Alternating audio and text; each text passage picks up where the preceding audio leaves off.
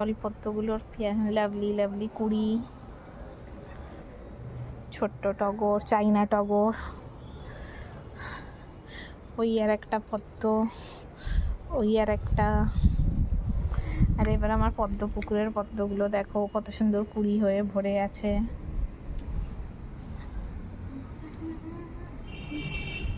দেখতে দেখতে চলো সব কুড়িগুলোকে।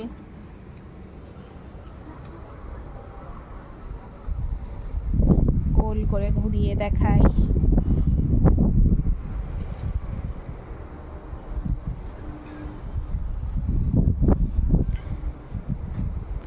আর এই ঝাড়ি গোলাপগুলোর কি অবস্থা। বাস আজকের জন্য এইটুকুই, আবার পরে দেখা হবে।